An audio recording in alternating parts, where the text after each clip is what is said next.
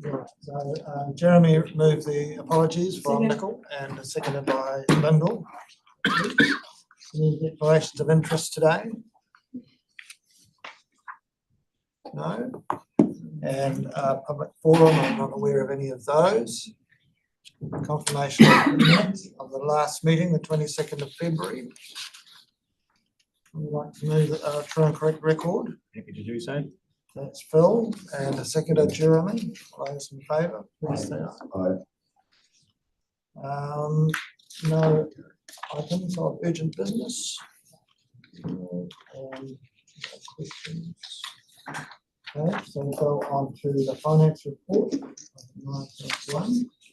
And Tony are here to draw our attention to any things that we should be alerted to. Thank you, Chair. I will take the report as read. And saying that, I'll just perhaps highlight some numbers that are important and the trend, I suppose. My overall advice to Council was that what we're seeing in front of us is a continuation of the previous reports. We are seeing an increase in income above budget, and we have now for the quarter and for the year to date a small variance in expenses above budget. The result is an operating surplus of 803,000 better than budget. In that income, what we're noticing there and what you're seeing in front of you is $1.2 million favourable, which means we've got $1.2 million more income than budgeted. It comes from two areas particularly. One is a one-off, it looks like a one-off increase in our marine fee. $500,000 approximate, better than budget, and that is because we budgeted for the marine fee on an increasing number of cruise ships that we saw coming in, but as it turns out, the cancellations were less this year, Chair, than the previous year. So the previous year we saw a number of cancellations coming through for different reasons, weather and the biofouling rule. That has industries adapted to that, and we saw only one cancellation this year from that rule. So as a result, we're going to have an income to the council that's higher than we expected. The cruise ship numbers for next year are not the same, so we're seeing this as a one-time extra increase.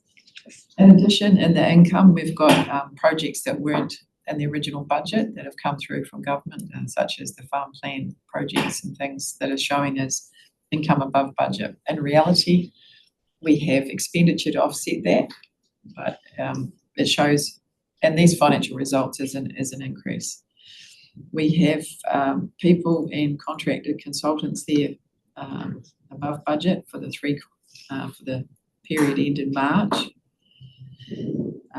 And the resultant forecast then of an operating surplus that will be $480,000 above budget, or $480,000 worse than budget. It's a $5.9 million operating deficit versus a $5.5 million operating deficit. I looked at the April reports and we know what's going on internally, and I can assure you that staff are working to do their best to ensure that that comes back closer to budget by the end of the year. But at the period that we forecast this in March, that's what we were seeing.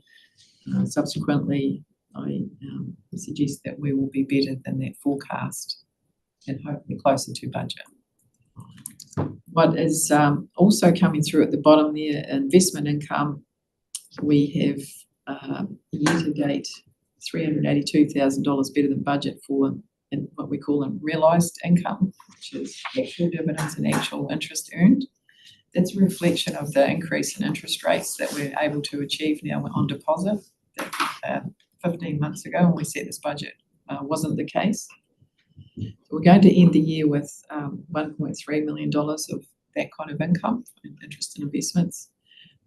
The income from the movement in the share market or the portfolio of investments shows 1.7 million to date. And you'll know that can change at any time. In the month of April, that actually reversed by 420,000. So we don't budget that, as we've discussed before, for the purpose of subsidising rates, for that very reason that it is fickle. So the result to date, Chair, is year to date before government funded projects, a surplus of, well, a variance of 2.9 million, which will end up at the end of the year at 1.4, largely as a result of that increased income from investment. The government funded projects, although they have red on them, 2.3 unfavourable, that's a reflection of the timing of receipt of the income for those projects. So we've got another 2 months yet to finish those projects, and that income will come in, but it's just going to be later than we anticipated when we wrote this budget. Is that partially money going out to Blue Cliffs? Which councillor? The revenue that we've got, 2.3, because we still owe money there, do we? The 2.3 is specifically around the Jobs for Nature and the shovel-ready projects only. So that's a timing difference for the shovel-ready construction projects. So we haven't put money out to the Blue Cliffs operation? Yes, we have. It's not shown in as government funded, it's an operational expense. Okay, so that's gone back in, but then that's going to end up being reimbursed, isn't it? We've made an assumption in here that actually that will be reimbursed to Emergency Management Southland. It is a cost of Emergency Management Southland. The deed of Emergency Management Southland suggests that it will be refunded by the council responsible. So on that basis, we have accrued it using accounting language on the assumption that it will be refunded to Emergency Management Southland. Before I go on to any other statements, Chair, is there questions on this page? Just carry on, please. Or any other questions? All right, Jeremy. Just with the contractors and consultants, is it contractors or consultants, the 400K? I mean, always we're consultants and mainly contractors. What we see there is, I think it says here where, sorry, it does say here the offset. So 312,000 of that is actually for those new projects that were unbudgeted at the time, or unknown at the time. So there is an amount greater than that. But as I say, we're working towards balancing that up. so just to clarify, so the 970,000 in variance forecast for that full year, that's around the contractors and consultants. Like in that same paragraph where you talk about 312 included in the overall 970. Yes, at that point, that variance forecast would be 970,000. But as you say, it could be the contract. Well, it's always, I'm just trying to see the consultant, if we could at some stage understand where that money's going. The contractors are people working on Actually doing the physical work. doing the work or writing the plans. In this case, particularly for those unbudgeted projects, which we employ people to take on short-term projects. Consultants, is your lawyer or your policy advisors. Is it hard to Lyndall, then Alistair. Thanks, Chairman. You said that staff were doing their best to, it sounds a bit weird, doing their best to get things back to closer to budget. What does that mean exactly? Does that mean that they are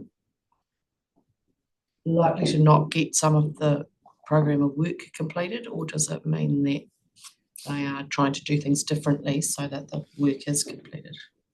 Well, both, I imagine. We're simply looking at work that does need to be finished by the end of the year and work that may not have to be finished by the end of the year, or just to ensure that we're using the funds appropriately amongst all the activities. sometimes we think we're going to finish something and we just physically can't, and we end up with that budget not being used by part of the council that does need it. It's been realistic about the timing of work at this stage. So not necessarily reducing the outcomes. Not deliberately affecting the outcomes, just simply trying to be very clear about at this time of year what can and can't happen.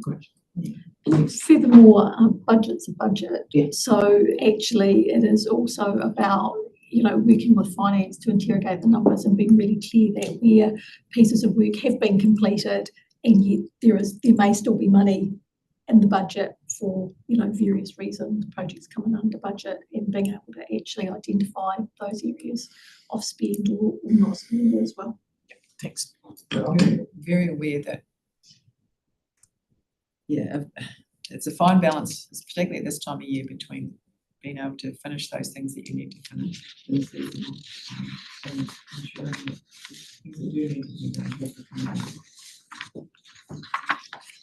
Could we get split the contractors and consultants? Because when I see contractors, I think of a truck tipping stuff somewhere, Yes. and consultants are people that are writing things for, for us, just employed for a job, to do it. Is it easy or is it hard? It's easy enough, councillor, if that's a request of the council. Definition here is different. You think of catchment operations probably when you think of contractors, Yes. but for us, contractors are people employed short term to replace staff that are unavailable, perhaps, or where there's a reduction in staff, to take on outwork where it's appropriate. So it's a different sense. Well, the other way, and what I'm concerned of is the legal costs that this outfit puts out.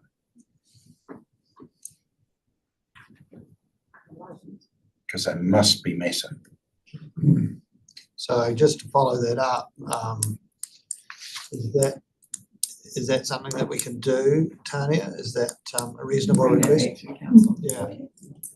Okay, so that would be identifying, you won't be identifying them down to company level, but you'll be still grouping them between the physical works contractors and the consultants who provide us with advice, I suppose, we're talking about. Absolutely, and we can do that by activity. You can see the offset because, as I said, there's a substantial offset against income projects or projects that they are funded. In fact, we report to SEC each month the split between these groups of activities, between what is funded and what is by external projects and income and what is not funded. So Okay, is that okay, Alistair? No, I'm just split it down a bit so as we get a better understanding. Jeremy? Yeah. Top of my head, sort of clarified, because there's about 970, it'd be good to, there are certain projects that are coming to an end. I'd like to see what they had cost us as a council. And it's probably because it's getting close to $1 million. It's quite a large, just to understand that it's not an ongoing thing rather than it's just finite within certain budgets, projects. So I mean, that's going to clarify all that, what Alistair was asking. Right. So I'm all good. yeah, we're right, Yeah. okay. Any other questions? Tanya, is there any more that you'd like to go through? on the report, not on that page, Chair. Cash flow, page 15. I just want to draw councillors' attention to the seasonal nature of the cash flow, and in this situation we've been using our own seasonal cash flow to fund our climate resilience projects to date. So we haven't gone and taken out large tranches of debt for two reasons, and one is we didn't need to, and we were hoping that the interest rates would go down before we committed to that. That hasn't happened, but at the same time we're now in overdraft, in negative funds. And so we've been quite successful, and we've got through most of the year with very little interest cost. And our plan going forward is to continue to use our funds and monitor the debt and the investment market to make sure that we're getting the best net cost. I'll go to page 17. Just got the outline, the dealers report. Now, I've spoken before about our work in this area and our part-time debt management officer. Sorry, what was that name? That's a question. Oh, yeah. Just when you finish, Tony. Okay. So we're continuing to make progress in this debt management, getting the numbers of overdue debtors down, working through the process with them. Sometimes it's a legal process, sometimes it's an arrangement. So something I wanted to take, just to highlight to you that continues. And that while there's a small blip here in the period of 90 days for March 2024, all that is in action. It's underway. The process is appropriate to recovering that money and speeding up the process. So without going into, I don't think there's anything else, cleaning your loans. I'll take questions, Chair. Yeah, Lyndall? Thanks. I now have two questions. Well, actually, yes, I'm puzzled by the 6-year limitation on recovery. Statutory limitation. It must make it difficult. It makes it, so it's imperative that we actually have active processes and that the process is allowed to follow, that we work through it. So in rates debt, we have two options. Well, we have multiple options clearly, but for enforcement we have two options, and that is mortgagee, which is working very successfully for us. So that leaves us with ratepayers who don't have a mortgage, and that's a much more difficult process. And as I've mentioned to this council before, we've been unwilling over the past to initiate rate sales or even go close to initiating rate sales. I think 3 or 4 years ago, we introduced a debt management policy that suggested that we would start to do that and that we would work where we can with other councils, which we are doing. We tend to find that if people are not paying rates, they're not paying the other council as well. And so we've been successful in working with other councils. Occasionally we come across a ratepayer who has paid the other council and hasn't paid us. Invariably, these are small amounts that have accumulated into larger amounts over time. It's always our preference to work with those people to try and make a payment arrangement before we go to that point. But we do have some that have passed the 6 years, as we've highlighted here, and we're working with all of those people to try and eliminate that situation. Thanks. My second question is about the Clean Air Loans, and it comes up at strategy and policy as well. So I'm asking what, from your perspective, needs to happen next for that to perhaps cease. Strategy and policy decided that was the way. CEO of Invercargill City Council was asked yesterday what his alternative was. I didn't hear his answer. I think he said we could work together. I'm not a policy person. I don't have a clear view of how we could, but I can see from these numbers and from talking to the officers at the other councils that this has not started off successfully, but the situation, the market, I suppose, has changed. The situation has changed. So this, I think, will come to an end. You can see there's very low numbers involved now. So yes, it's been agile, I think, in changing. I haven't got an answer, councillor, to the policy direction. No, but from the from your an easy thing for us to conclude if the To conclude, yes. committee decided that. Thank you. Just, Alistair? Yeah, my assumption is that when we're in the positive range, you're using short-term interest, aren't you? Sorry, we're back at the cash So flow. I'm going back to your debt forecast.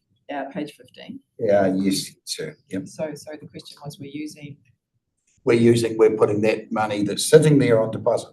yes. That is why also with that amount of money and the interest rates, deposit rates we've achieved this year were very high. Multiple times. So yes, so we've got an increase in our budget as a result of that.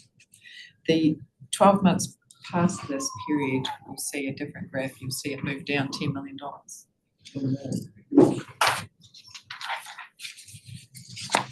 Right, thank you. Jeremy? Just quick around that graph. Is that like it's forecast, but it's actuals, isn't it? It's Actuals up to. it was forecast in March, but it was Yeah. actuals up to date, yes. Actuals. So that's where we're heading. Now I've got another couple of questions. I'm just going down here. In regards to major project expenditure, page 16, when you're looking at the proposed South Water Land Plan, oops, something's come up.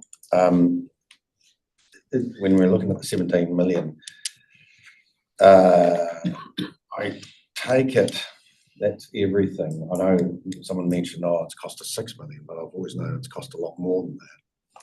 So everything gets thrown in there. I'm just predicting that those numbers will disappear as in once it's Yes. goes operative. We seem to be still spending quite a lot. I'd like to see at some stage is where the 1.59 million, I take it to be legal and things like that, but I take it's within their own business. The 1.5 down the bottom million Yes, that's yes. been spent to date.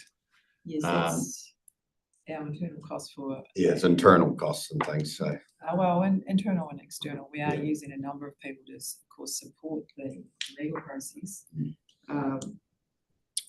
In terms of that bucket, proposed Southern Water Land Plan, that is effectively all money that we've internally allocated to water planning.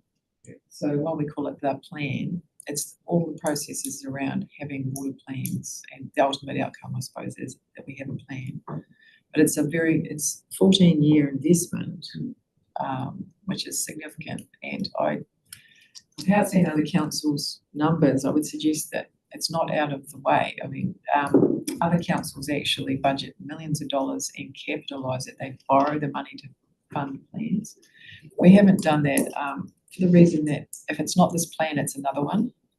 And it is actually part of our business. It's writing plans. So, yeah. So just looking into the future, obviously with their water and land plan.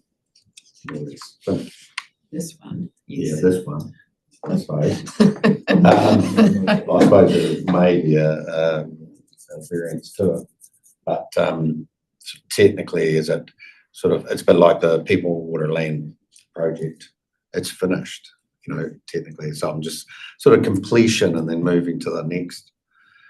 Would you like to see? I'm just saying, is it going to change into the future? I Well, suppose. what we could do, councillor, is given that that plan has been adopted, we could actually, at the beginning of July, start recording the water spend towards the next one, because there is a transition, there's cost of transition and implementation.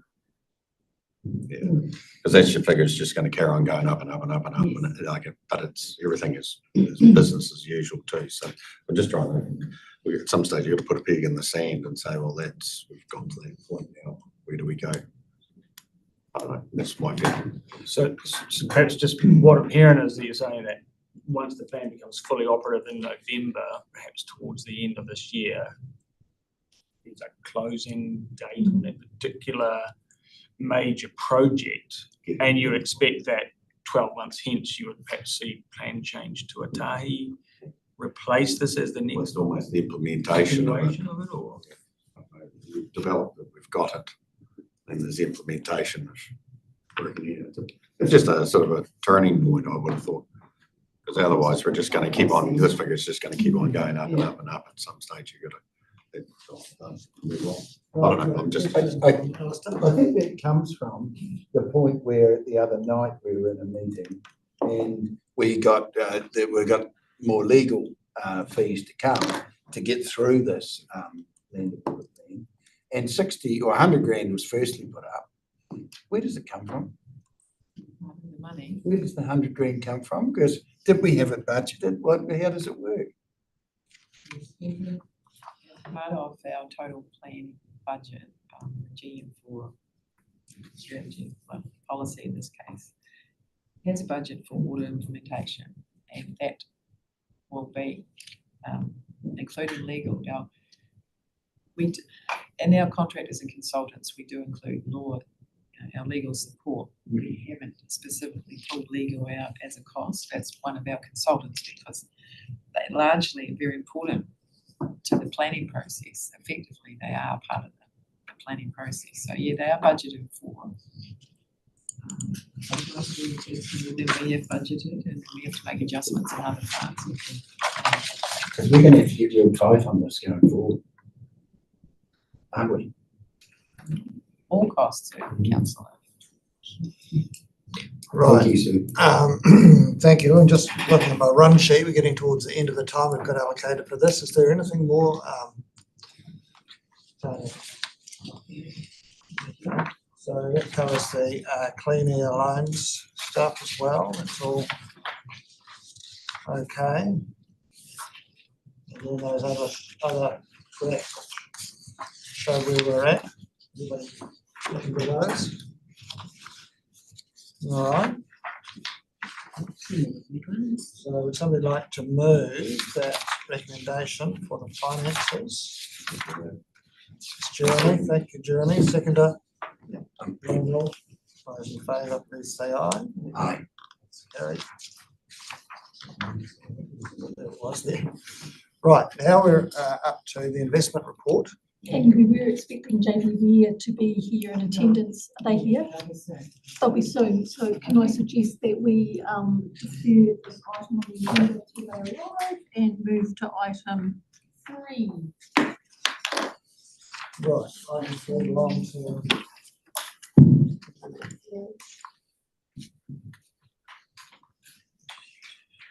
Rachel.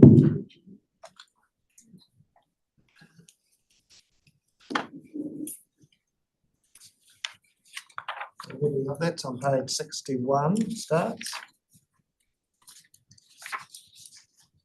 Welcome, Rachel. Can you highlight anything in here, please, that you'd like to draw our attention to?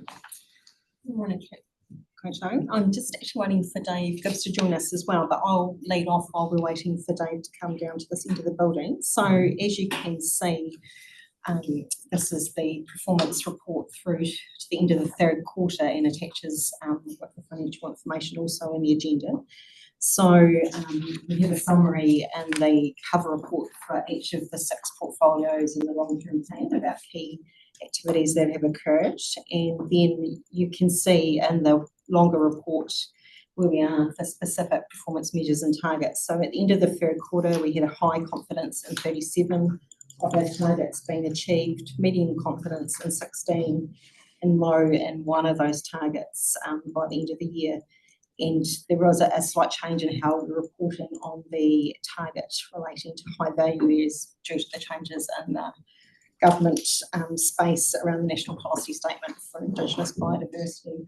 So very happy to take questions. I'm sure you will have picked up where we've got the lower levels of confidence, and it can explain further. The team can explain further if there's things not in the report that you would like to know about.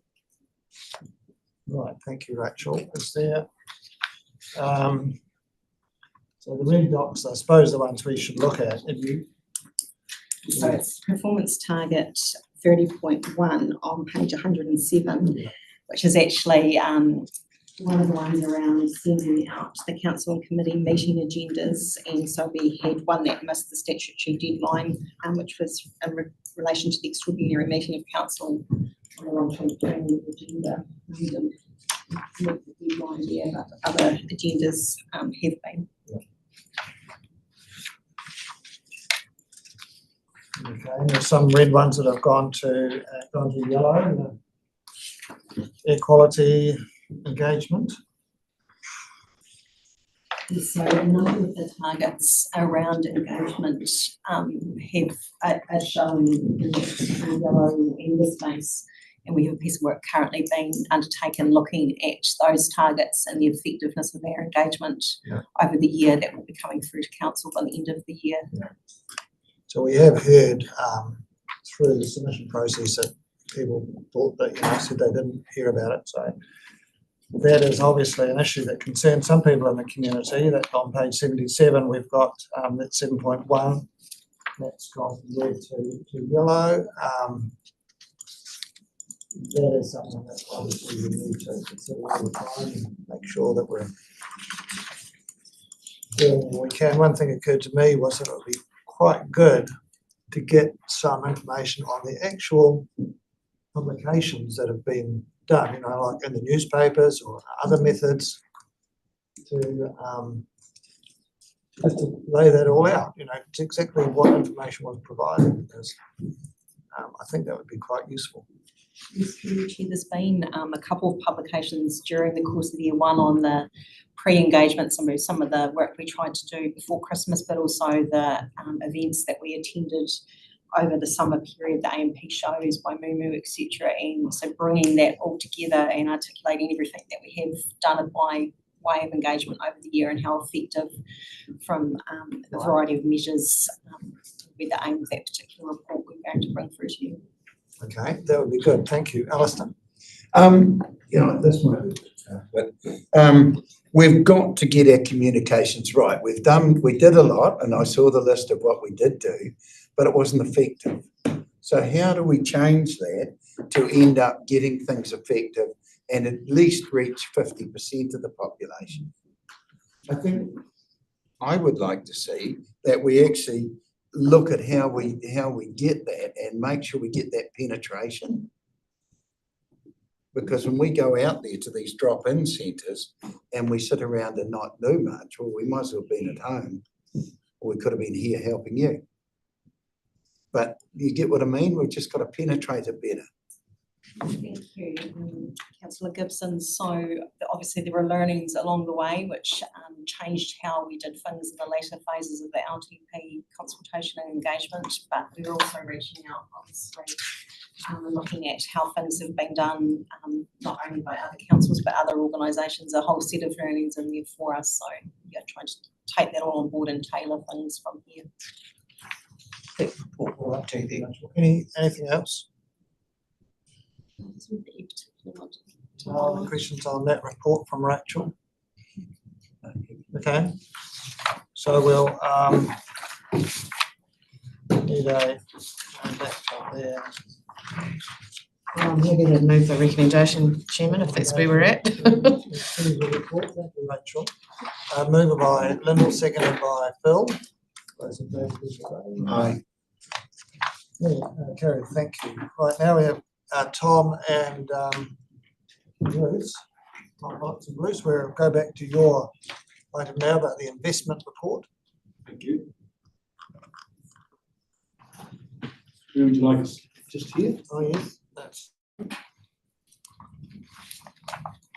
Morning. Morning. I'm Bruce. No, you sit there. We want to, people have to see you, so sit there. Sit there? Yeah. You sure? Yes. The best looking one. Don't have to look at yourself, just look away. Right, well, thank you, gentlemen, for coming today, and please take us through your the performance and how we've done and what's going to happen in the future.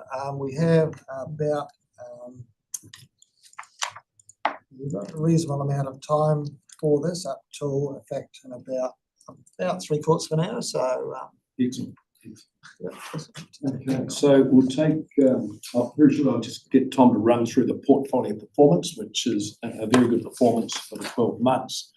But before we go there, I thought I'd just highlight, it's been a really interesting 12 months, and not just in terms of economic, but in terms of what's been happening offshore from a geopolitical, from the elections in the US starting to build up momentum there. It's been a really diverse 12 months of good things and bad things. But the overriding fact that we've had to address is interest rates staying higher because inflation has remained very, very sticky. And we'll come into a bit of an economic commentary about how we see what the next 12 to 18 months looks like, because this afternoon we've got the NPS out, and that will actually give a pretty good guide of how Reserve Bank is seeing things, and a few people are quite critical of Reserve Bank. They've got a tough job. They've probably made it a little bit tougher over the last few years. But the result we bring today is actually a good outcome. So we'll start with the asset allocation and the performance, Tom. Yeah, and I'll just, if any council have any questions, are you happy to take them as we go through? Or do we go that way? Is that all right, Chair? Yeah, we'll just make sure everybody's on the same page, so. Okay, we're going to start on page 3. That's page So 3 of the your, report. that's your My report. report. Oh, yeah, so, The one 36 for us. is our portfolio performance. I was just gonna make a quick comment that, it's been an interesting 12 months. We've been saying that since 2020, basically. Every Since- year. Since political Trump's turned up on the doorstep, really. It's certainly not gonna look any different. We've got a slide later on that we'll talk about whether that fella comes back as well. All right, cool. What that may mean, yeah. If he's in So jail. let's just have a look at the performance. So these figures are all to the end of March. So for the last 12 months, the portfolio has done 12.56% against the benchmark of 12.3. And over 5 years, which is a better time frame, the portfolio has done 41% versus the benchmark of 35. So nice outperformance of about 6% over the benchmark over that period. I would say that is the fourth bullet point there is kind of a key one, that we have been actively managing risk within the portfolio. And if you flip over the page to the slide that says current portfolio positioning, you'll see that we're actually sitting on overweight defensive assets or cash and fixed interest at the moment. So we've got a weight in there of 56% as opposed to the benchmark of 50. And within our equities, so we've basically taken the tops off our shares towards the latter part of last year. We just thought things had run pretty hard and we wanted to lock in some of that gain that we've had. And whilst we're getting paid on cash, sort of 5.5%, we're quite happy to sell a little bit more cash, just recognising markets have run pretty hard. So, I'd say we're managing the portfolio to the SIPO, but currently we've got a slight bent towards being more in those defensive assets simply because we're getting paid to hold cash. So, Jeremy, if you think back to 2020, for example, the cash rate was at 0.25. So you weren't getting paid to sit in cash, but right now with a cash rate of 5.5%, given your tax position, we don't mind holding a bit more cash than we normally would. Forward to those days again, for other reasons. I'm sure you are, and all those of us with debt are the same. But I think it'll be some time away if we ever get there in actual fact. So, I guess the other thing we did there, that second bullet point, is we reduced what we call duration, and that was because we were conscious that we think interest rates are going to stay higher for longer. So we do think the Reserve Bank's going to cut interest rates in the latter part of this year. But when they do, this is not what you're going to want to hear, Jeremy, but we're not going back to 0.25. We're going to end up at sort of 3.5% for the OCR rate, which would imply, mortgage rates of, sort of 4s to 5s. And so, our intent actually now is to increase the fixed interest part of the portfolio because we think we're getting near the end of higher interest rates. So we're happy to lengthen the duration, to take advantage of some 5 and 6 year bonds paying us, say, 6%, because we think those interest rates are going to start to come down. So that with the extra cash we're sitting on at the moment, the intent of that is to be deployed into longer duration fixed interest. The chart there above just shows how the portfolio's gone since we've taken over, so it's up almost 70%. Is there any questions on anything relating to the portfolio positioning? No, we make sure we're all looking at the same thing. So we're on your page. So the page numbers are still on your page. We're on our page 5 at the moment. Page 42. Certainly, if you've got cash at the moment, I mean, if you're locking those interest rates, it sort of makes sense. Gives you pretty secure and takes volatility out of the whatever Trump's going to do or Biden or whoever. Yeah, and we're conscious that markets have had a pretty strong run over the past, really over the past three years, albeit with some volatility, in the mix and just simply with cash rates high, we're happy to take a slightly more conservative approach than we, perhaps have over the past 12 months. So we're trying to manage the portfolio in a prudent manner, but, in accordance with the SIPO. The portfolio guidelines that you have, that allows you to make those adjustments and you're not being restricted by that overly? No, we've got plenty of, so the SIPO basically, we can go to 40% growth assets. And, we think that gives us enough flex, and particularly within cash, we can go to 20%. And, if something dramatic happened in the world, we would come to you and say, we need to change them, but we're more than comfortable that the current ranges, give us enough flex to make technical moves. I'll just this Tanya might want to come in on this one. If you had a lot more fixed sort of interest rates and more consistency, when we're doing budgets for long-term plans, could we actually input that information, taking the volatility out of our managed funds? Like we're only dealing with about 3%. The figure, I'm just saying you can lock in a better sort of potential return. Because we tend to be a bit conservative in our budgets. Well, we discussed this yesterday. As we have with Scott Hamilton, who's been helping advise us, and we've taken the long-term fund view, which is 5.5% on this type of portfolio, and we've got 3% allocated to ratepayers and 2% for inflation to inflation-proof our reserves, because that's why we're holding reserves, and 0.5% is a cost in there.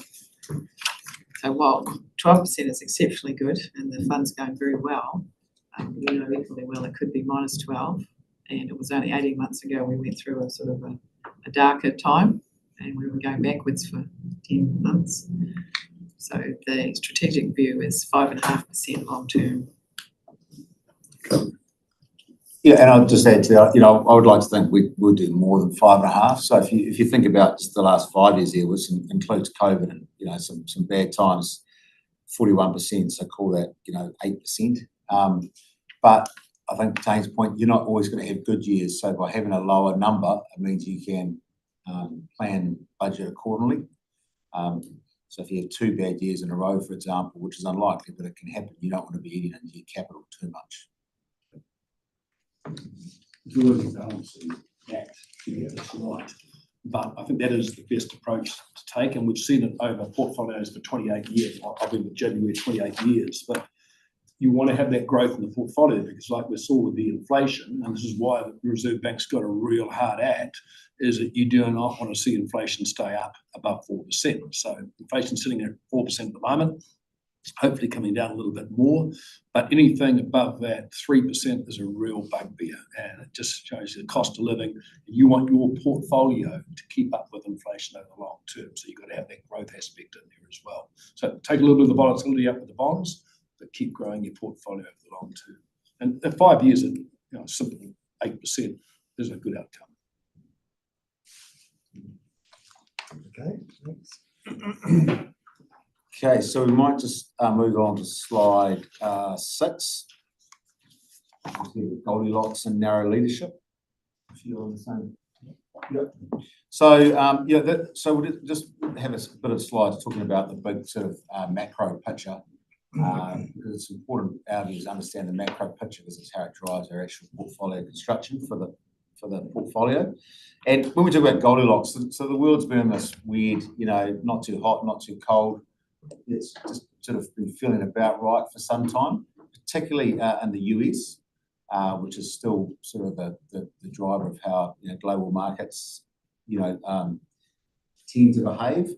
And that second bullet point there, so the US economy is on track for this magical soft landing, which is when a Reserve Bank can engineer a slowdown without putting an economy into a recession. Compare that to say what's happening here in New Zealand, where things seem to be slowing at a rapid rate, and it's going to lead us to a position where the RBNZ probably has to cut sooner than they were planning to.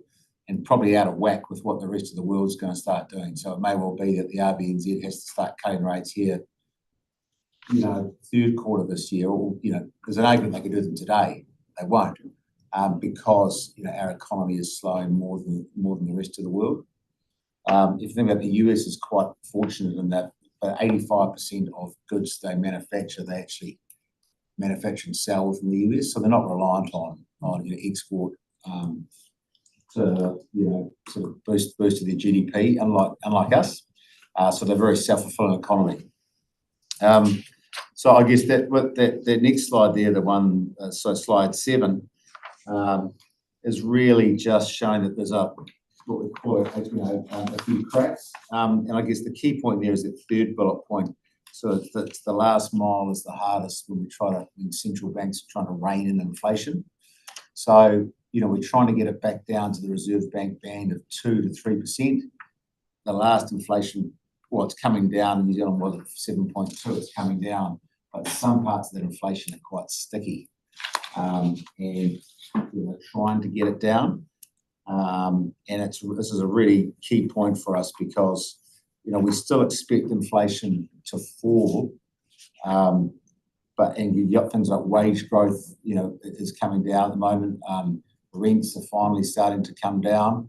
So all these things are in theory disinflationary, which is what a Reserve Bank wants to see. But it's going to be a while to get it down from 7% down to that 2 to 3 mark. And the market at the moment, the actual market pundits are really suggesting that we still have 2 or 3 cuts this year if you look at the pricing. But the reality is the Reserve Bank is really still saying March next year. Now, it doesn't really matter because the economy is going to fall.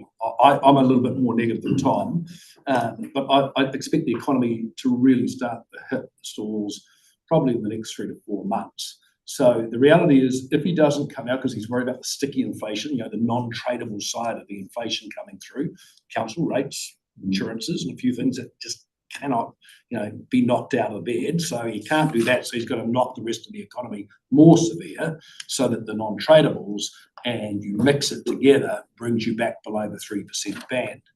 But he may hold out best counter till November before he cuts rates. If he takes that long, it just means there's going to be bigger drops at the start of 2025. The final outcome will be the same. We'll be back down at an OCR rate, and the debate is whether it's going to 3.5%, i.e. 200 basis points, or whether it's going to be 100 basis points. My feeling is not the 3.5, it's probably the 4.5. But if things continue to deteriorate and he's too slow to turn the ship around, because if he leaves it too late, it's going to be harder to turn the ship around. Tom might be right. It might have to be 2 drops of 50 basis points. But the reality is it's going to come. We're going to get those lower rates. People look forward to lower rates, but that's because the economy is going to be so bad. And that wages thing is probably still going to be a bit sticky. You saw that net immigration starting to fade off from that 139,000 down to 111,000. I would say we're going to get less numbers coming into New Zealand.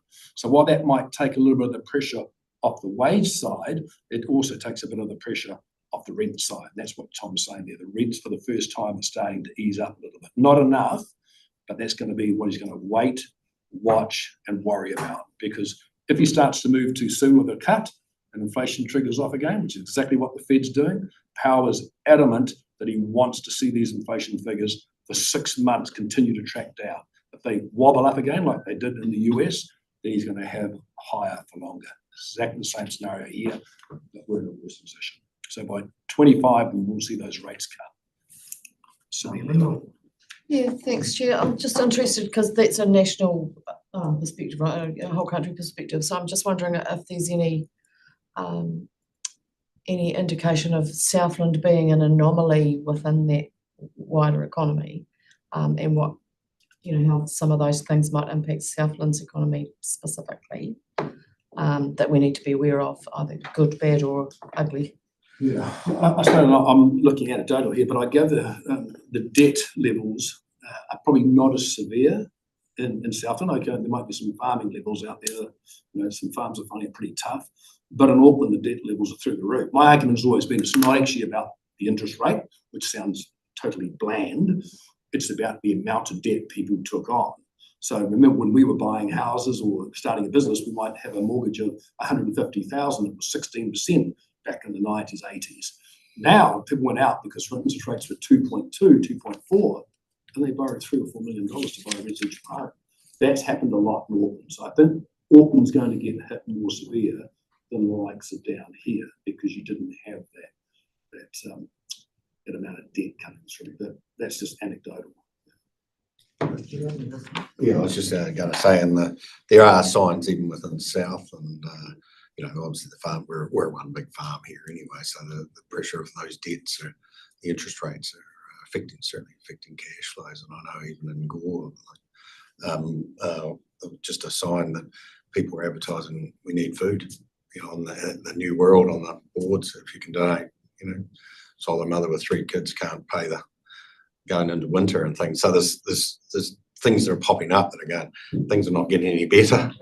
These are for even towns in Gore, which is probably quite a prosperous area. There's still people doing very, very quite extreme in terms of hardship. That's affecting everybody. That's all coming. There's almost that term. There's almost that term, Jeremy, that's coming out as survive to 25. Just let's get through 24 because it's that ugly. And I've just come back from the States and I saw Vancouver, Seattle, San Francisco. And all those problems that we've got here, you're seeing this major level of poverty at the bottom that just, they can't own a home, the rents are killing them. It's significant. I've never seen such a wide variance between the old saying of the haves and the have-nots. And that's what it feels like a little bit in New Zealand, is that we've got this big band in the middle that's trying to just keep their head above water. And it looks really tough because if you think what the government's going to do, they're going to have to cut costs. So they're getting hurt on that side. Employment, you can live with a few interest rates, but when you lose your job, then you've got real issues. So that's absolutely right throughout the country. I've seen the more, even the dairy industry a year ago, it was, can we find workers? This year we're getting 100 people applying for jobs. Yeah. So it's just more people coming, realising where the work is. Of course, that naturally goes, oh, well, we'll just bring our, we'll be a bit, we don't have to pay as much.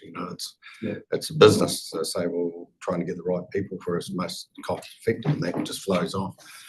It's a different market within a year. Yeah. Amazing. The employment things changed. Some positive things for Southland with the weak dollar. It's obviously good for the export sector, which is Southland's one big exporter, and it's good for tourism in theory because it's a lot cheaper for foreigners to come here. So with the stance, I would have thought Southland should be better insulated than other parts of New Zealand, particularly the cities. And slow down. Banks have changed their attitudes too, and they're being pretty tough. Yeah. Which adds another stressor to the community. I've heard different terms used, but yes, tough. I've heard that. Yeah, well, I did look. I think we're hooked to the outside. Yeah. Okay. What's next then? So just the slide. How worried should we be about a no landing scenario for the US? I guess this is your worst case scenario. Is that the US economy keeps going strong as it is at the moment, and in fact they don't end up cutting rates because they can't get inflation under control. And so, markets tend to, so far, what we've been looking at, if it's bad economic data, equity markets have gone up on the basis that the markets look forward and they think the Reserve Bank's going to start cutting rates. So markets go up. Your worst case would be if the central bank doesn't cut interest rates and they just keep them high in the US because you've got to get inflation under control. Like, having inflation at 7% just doesn't work because your rates will go up at more than 3%. They'll be 10%. And so, we think central banks have to be committed to getting interest rates under control. I suppose one thing we do want to highlight in regard to the portfolio and the position is that we come here and we talk a lot about macro, and absolutely it's our first go-to. But the real key to all our investment comes down to our models on earnings and the companies that we select That's what really matters, because those companies get through whatever the part of the cycle that we're at. The earnings is always going to be number one in the model. So when we look at the companies that we have in the portfolio, both onshore and offshore, we're trying to find those companies that can still grow despite interest rates being where they are, despite inflation, despite unemployment, all the other macro factors that are happening. It's about earnings, and we never want to lose sight of that. So we have this debate with our in-house economist, who is, possibly number one or number two economist in the country. Fantastic. We love all the information, but we want to know about the companies that we have in our portfolio. And that's the key to getting outperformance in your portfolio for the medium to long term. It's too hard. If you go back to a year ago or 2 years ago, the economists were all saying one thing, 6 months later they're saying something, the Reserve Bank was saying something. It's just too hard to jump around when you're doing investment. But if you stick to the companies, you look for those earnings, make sure they've got big, good, strong balance sheets. Yeah, you'll get them wrong a little bit in the short term. Those companies that are boards are sitting down looking at the same things that we're looking at, and the widgets are still being manufactured. You pick on the likes of a Microsoft. Microsoft's still going to keep ticking along. Yes, the earnings they might slow down, but you're not going to pull your Microsoft out of your system. You're not going to turn your lights off at home. Those are the type of companies that we've got an annuity stream that we can see and we can measure out for the next 3, 5, 10 years. That's what wins your portfolio. So we just, we talk about macro a lot, but the reality is it's earnings that we want in our portfolios. Sorry, Tom. Can I ask the Chair, I'd like to ask a question of the agenda. In terms of the macro though, does it alter your tactical allocation? So we have a SIPO which says your band that you can work in, and last time you were here you talked about tactical allocation. Does these concerns that you're discussing with us, do they tilt that a little? Yeah, you might have missed the intro at the start. We talked about at the moment we're technically overweight defensive assets because we're getting paid 5.5–6% to hold a bit of cash, and we're cognizant markets have had a big run, and so we're sitting on a bit more cash than we normally would. So it does, absolutely. One of the questions, because a couple of questions we've had at recent board meetings, the board member said, but Bruce, Tom, aren't we looking at another 2,000? Aren't we looking at another .com? Because you just saw the Dow went through an all-time record in 128 years at 40,000 plus. This is very different than 2000. 2000 was about speculation. You had companies trading on multiples of 80 to 90 times. The companies today that are driving this market are trading on multiples around 30 times.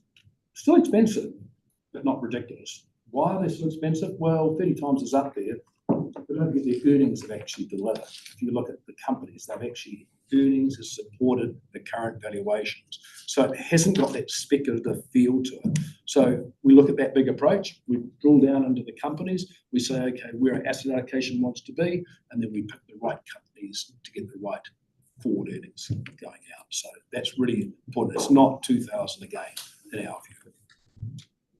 If we flick on to that slide, it's our slide 15. It's headed, can the leading stocks continue to lead?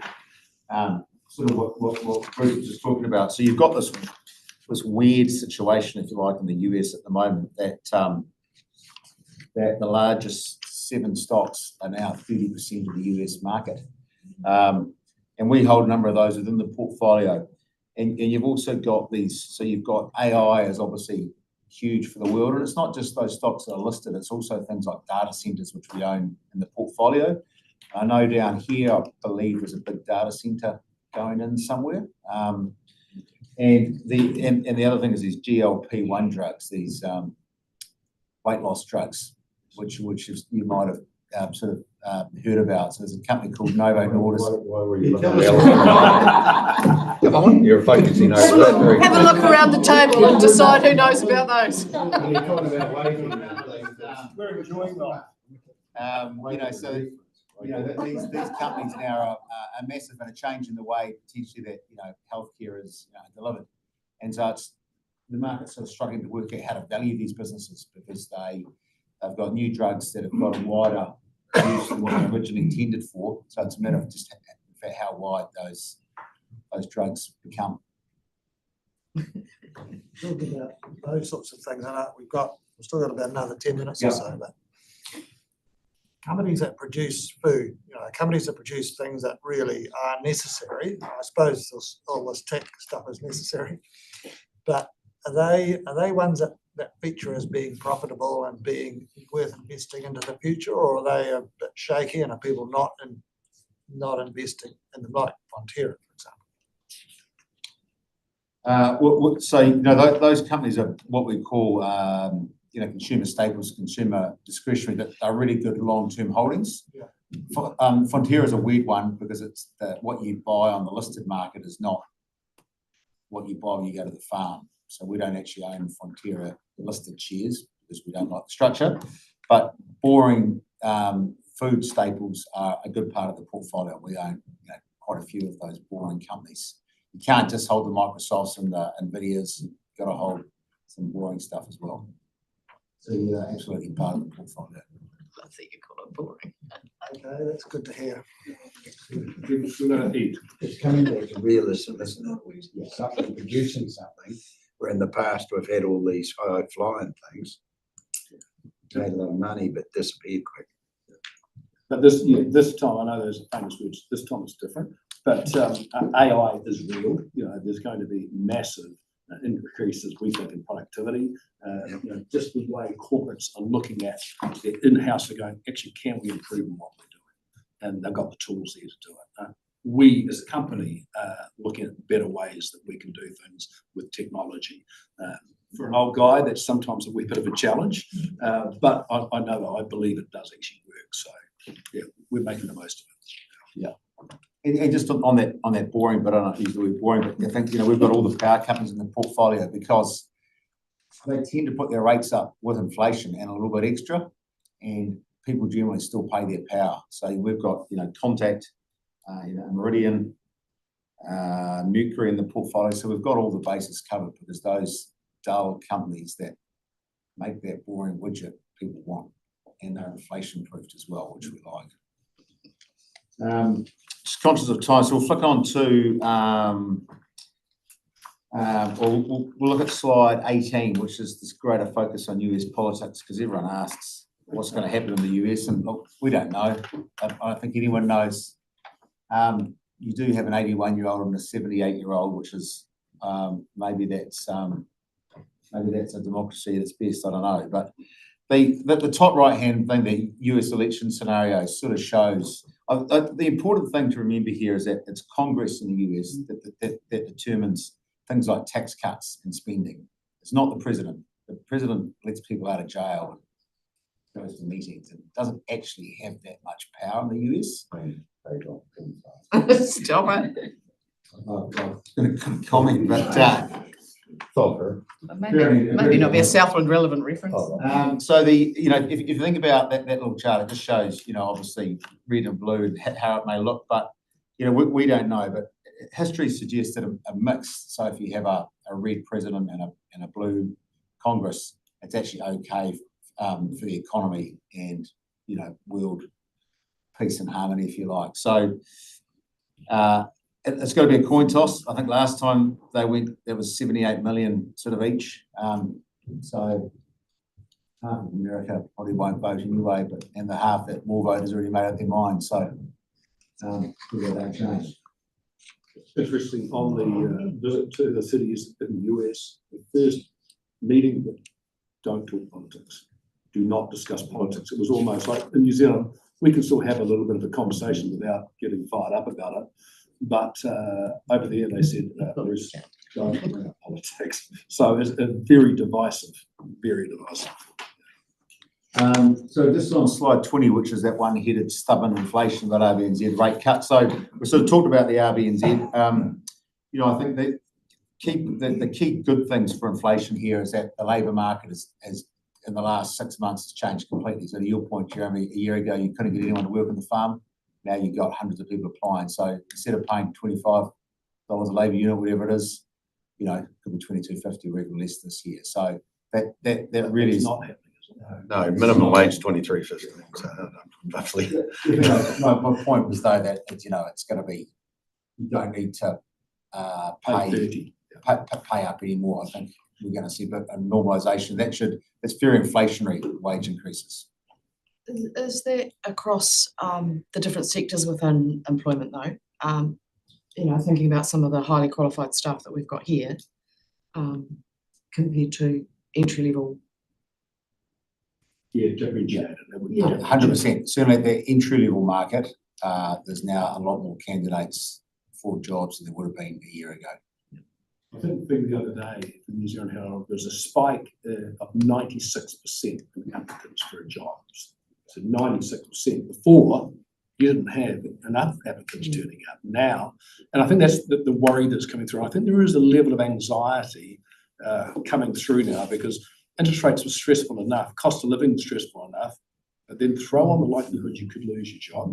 If you're thinking about Wellington at the moment, wow, if you're a property owner in Wellington, wow, you'd be a wee bit worried because it's not people at the bottom who don't have a house, it's people who are middle management are being culled out. So this has really changed, and there is a huge degree of anxiety out there about what the next 12 months looks like, because there will be this clean out to get back to getting the numbers right, because the government's got a real issue. They're going to have to cut back on some spending, but we can still get some tax cuts. But they're also going to have to try and balance the books. And if you think about what's going to happen on the revenue side of the books, the revenue's going to drop. So guess what? Tax rate's going to drop. So there's a whole lot of balancing items going on at the moment. Not easy. Amy's got one. Yeah, sorry, and it's not a question, actually, just sort of further to Lyndall's point, given the nature of the work that we do and the size of the organisation, we have a lot of unique, specific technical roles that within the broader changes that are going on will be subject to their own labour market supply and demand, And it'll always come back to that. economics. Yeah, and then we have, even if we can find the people, we have issues in Southland around availability of housing. So actually finding places for people to stay often tends to be a big obstacle for us as well in terms of attracting people into roles. Just the housing thing comes back to that key thing, it's supply and demand. You just got to have more houses to bring the cost of them down. Just got to have more houses. Right.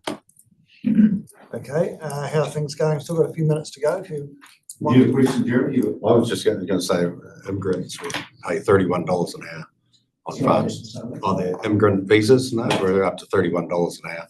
31. And a lot of the Ilveston are saying 60 to 70,000 is a sort of start wage on a farm. See, what's going to happen is, I mean, when I was saying we pay well, but there was demand too. that immigration trend, what I'm seeing now is dropping down. So all of a sudden, the labour mightn't be coming in droves to work here in New Zealand. So it takes the pressure off rents because there's not so many people looking for a house. But guess what? Your wage growth might not come off. It may actually keep climbing up. So it's a balancing act again. Immigration, I think immigration is going to drop right back. And from the sorry? Except in the health sector, sorry. Yeah. So, from a portfolio construct, that's why we've got 28% in offshore equities, because we're conscious that we're here in Southland, and so you want to get exposure to different sectors, different geographic regions, and so that's why we have a large part of the portfolio offshore. And the final thing to say about the New Zealand equity markets, not the New Zealand economy, because we've got sort of 40% of the gentailers. You've got companies like Fisher & Paykel Healthcare, which is 99% export.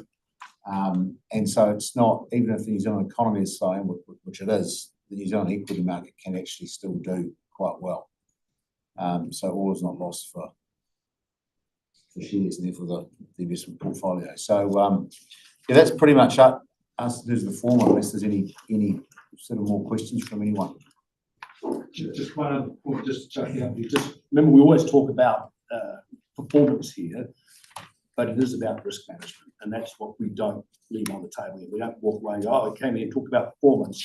We want to let you know that we actually are managing the risk side of it, and that's what's more important than just performance, because performance can come and go. Risk management never goes. We've always got our feet on the ground about, are we managing the portfolio from a risk basis first? Is it well diversified? Have we got the right securities? Have we got the right balance? Are we looking at maybe we're wrong? What's the downside if we are wrong? All of those, and then we have the performance come out the other end of it. That's the key to the management of your monies. Thank you. I was just about to ask that. Sorry, Tanya. Sorry, Chair. I was just about to ask about diversification and risk management, just to assure our members that the balanced portfolio is working and you have the tools to work it. And that the return of our money is more important than the return on our money. Both are equal, but the first one is the return of our money.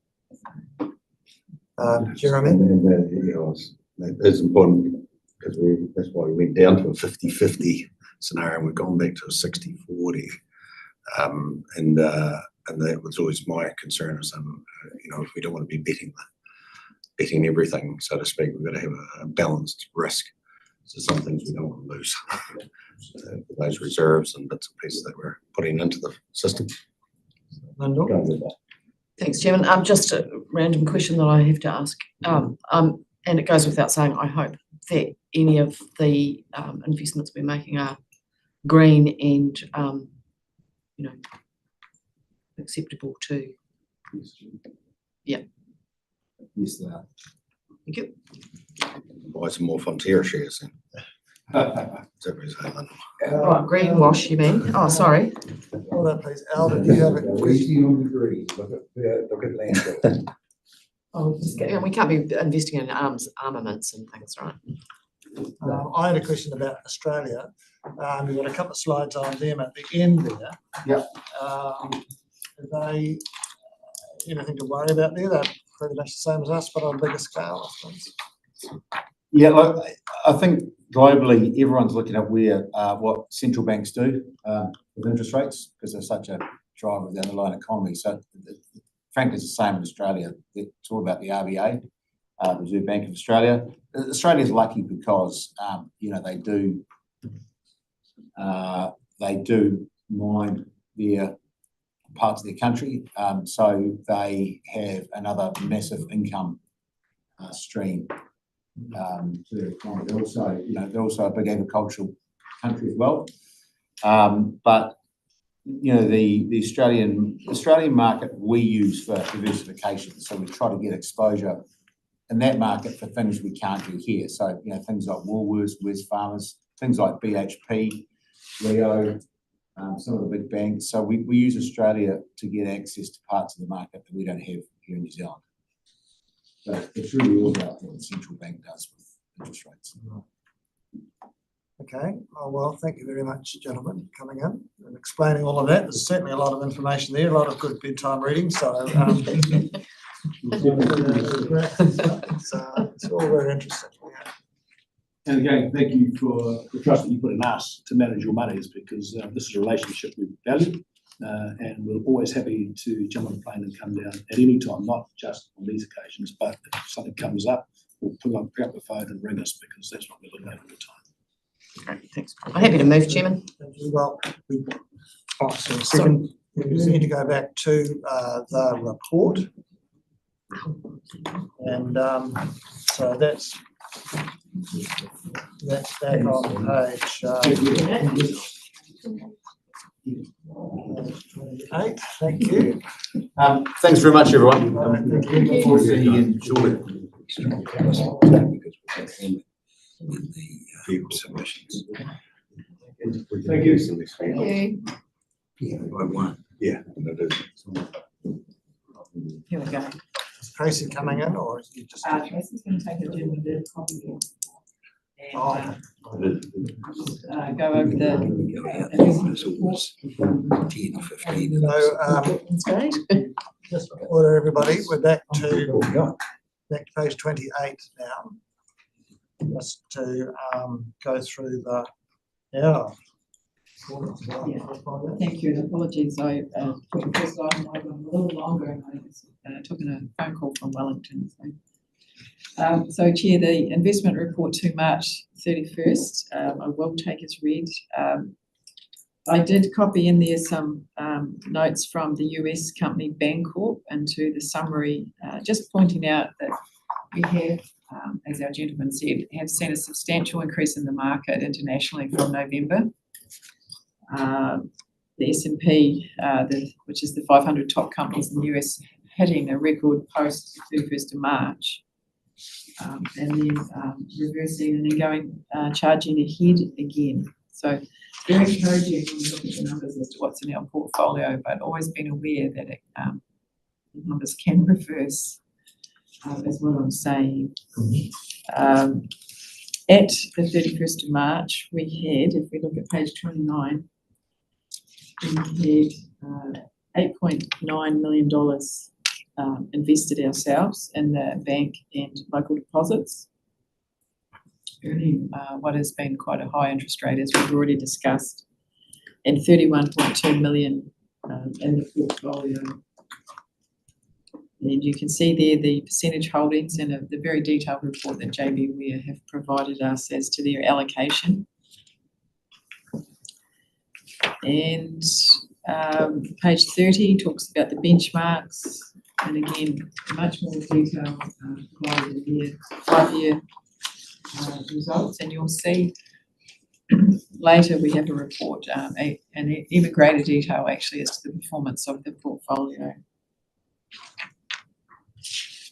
In summary, I suggest that the portfolio increased 4.8% during the quarter, and over the 12 months has gained 12.6% against a benchmark of 12.3%, implying outperformance, which is a technical word for better than.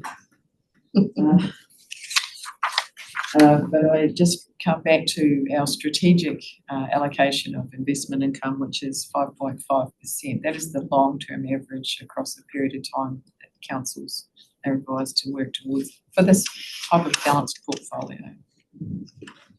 So that is the report, Chair. If there's any questions. Thank you, Charlie. We've had a pretty good discussion about, but was there anything in particular on this in terms of the performance of our portfolio there on that chart? No, I just reiterate what I've said with the gentleman here, that it's very, very important, the management of our portfolio, the balance of it. We've got good advice on that. It's worked well to date. Even with the balanced portfolio, there are movements, but the movements are muted relative to if we had 100% in one or the other. So that's the purpose of a balanced portfolio, and it's doing its job, I suppose is what I'm saying, is it's providing a return greater than the bank on average. It was only 18 months ago, a bank return was 1%. So we can't always be in term deposits, but we will be when it's beneficial. Jeremy? I was just saying, do you know what we are as of today? Well, you were at the end of April, but just wondering. 31, went down. So we haven't gone, yeah, but we're still, we're 31.2. Are you saying we're still around 31 Yes. now?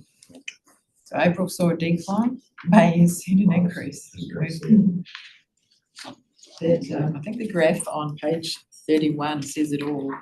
The red being the change in the value and the blue being the income. Yeah, I was just wondering what the last Every two month months. we earn a degree of income into the portfolio, as Bruce said, from the companies. They pay dividends and we get interest on the bonds. So we are always earning an income. But the movement in the portfolio can be very volatile. Long term, the aim is upwards, but in the short term, it can be in any direction. I think that's something that we've always had committee members have over the years.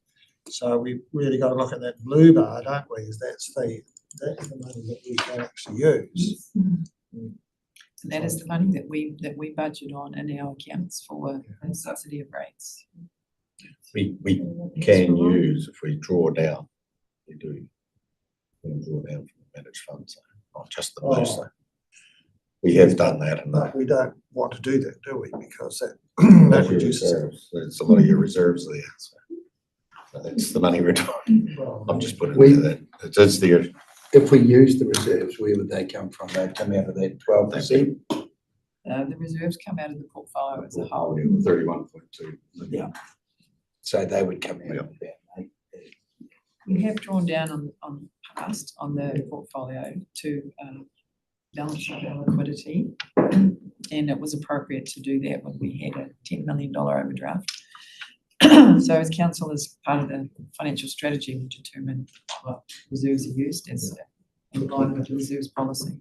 If we can suggest, in the past, we've had over the years, when you've seen those drawdowns, you pointed out, be quite good for like new, you're not new, you've been here for 18 months. Yeah. But I mean, just, it was quite good where it's been going up, then we've drawn down, then it's keep building up over a number of years.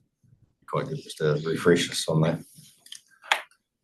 All right, thank you. So I've got a recommendation on page 28 that we receive the report. Bill, Second that. move that, and the seconder by Lyndall. Those in favour, please say aye. Thank you. Thank you very much, Talia, for all of that. Now we move on to something even more exciting, the vehicle report. It's topical at least, Chair. We're going to talk about the colour of the car. No, we are not. Yeah, leave dictating, Chair. Yes, he But is. I'd like to, as I drive on my nice white, Yeah. not a wrong white. No, no. Right. You've got white, white and dirt. We are page 111. 11. Right, welcome, Paul, and Good morning, all. You're, as Nicole said yesterday, the floor is yours. Good morning, all, and thank you very much for your time this morning. I take the report as read. I've just got a few bits and pieces I'd just like to comment on and add some context to. Last financial year, we sought approval for 11 fleet vehicles to be replaced. We have now subsequently completed that full replacement. We got approval from the executive to replace all 11 and then to dispose of one additional vehicle. Currently our fleet is at 49 vehicles, made up of a combination of utilities and SUVs plus one passenger vehicle.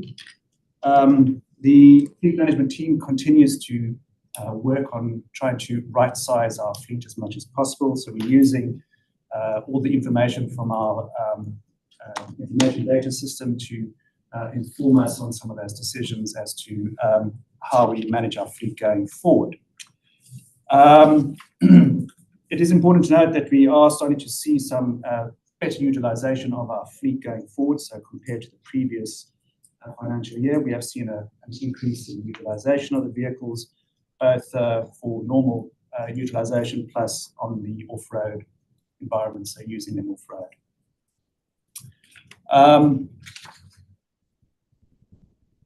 Last year we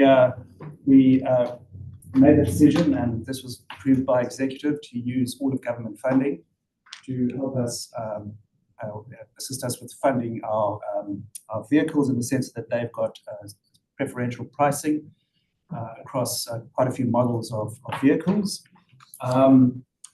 Decided to go that route because there was cost saving for us. So in total, about $16,000 that we saved on the total purchase price of all those vehicles.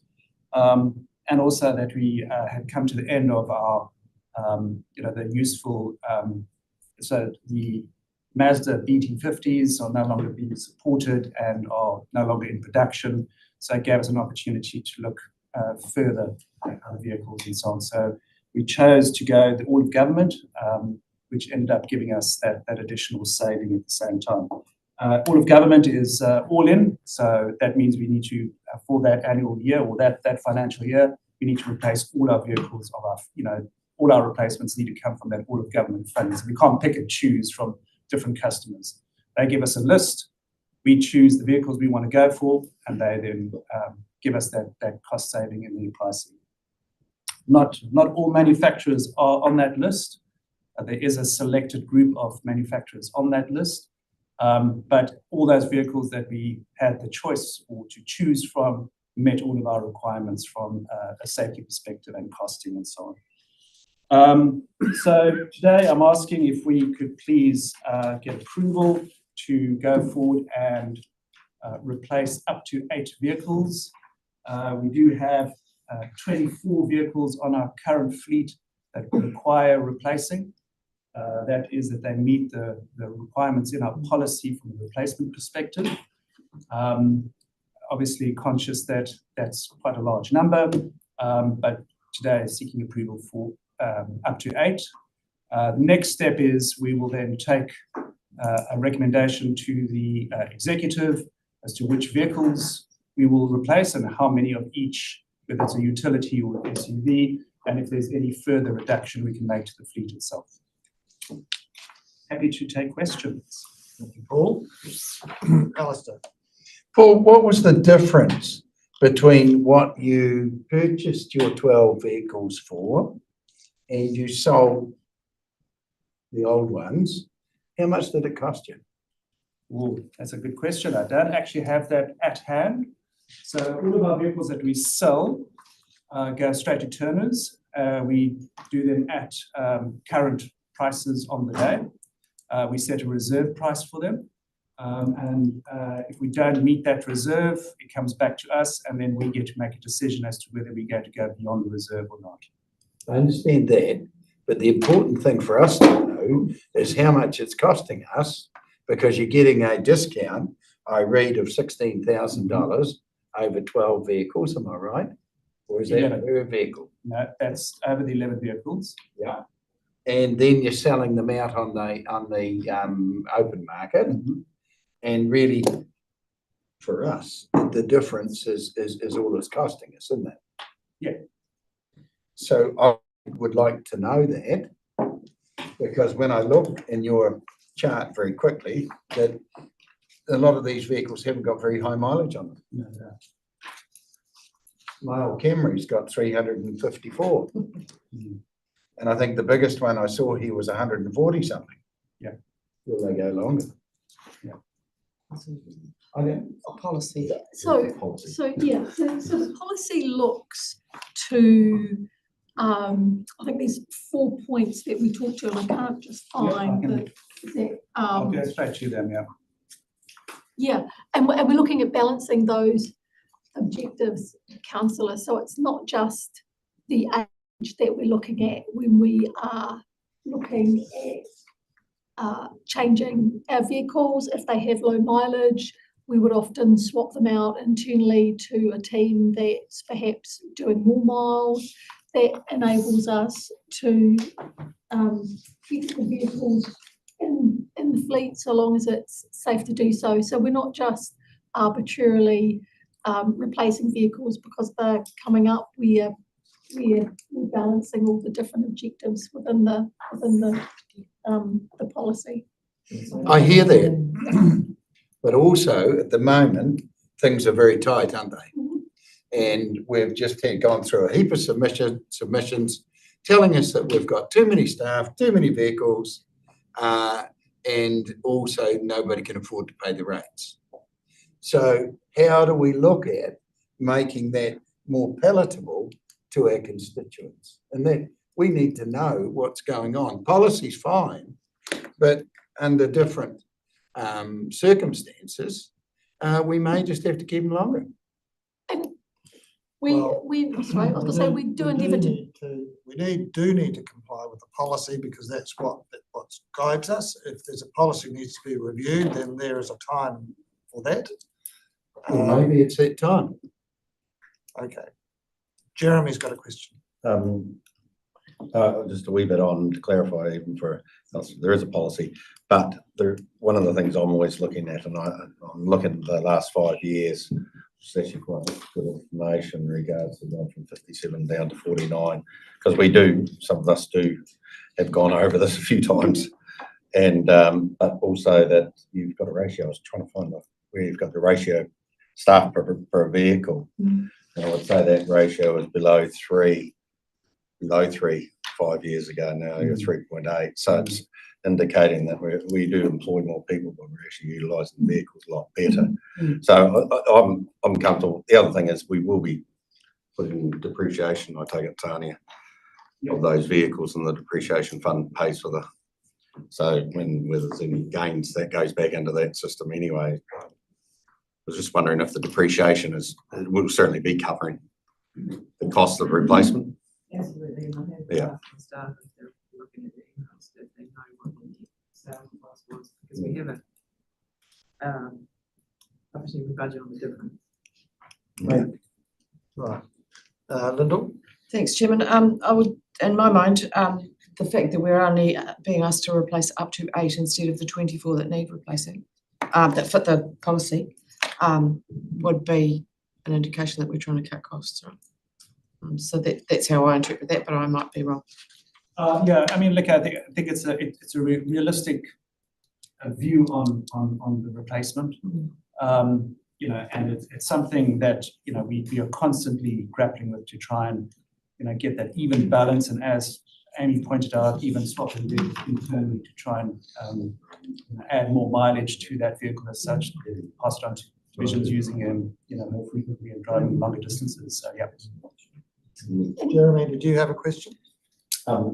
Actually, just in regards to that, I was just looking, obviously anything over 4 years, so the reality in this policy should be doing 25% or 25% a year, which is your 10, which is more appropriate. You know, you can get into that regime and then that's what consistent figures. I do hear Alice's comments. You know, everything needs to be looked at, and costs and things. So it is legitimate, but I do believe we've gone over this a few times too. Don't worry, Alistair, we have had a few interesting discussions about vehicles over the We're years. going to get another one. I know, we're getting another one. But Amy has got a Yeah, comment. and I was just going to say, look, it is something that we do keep constantly under review. We're very conscious about the commentary in the public, which, you know, predated this week. Is, you know, it's, and to Jeremy's point, you know, there's always conversations at this committee about it.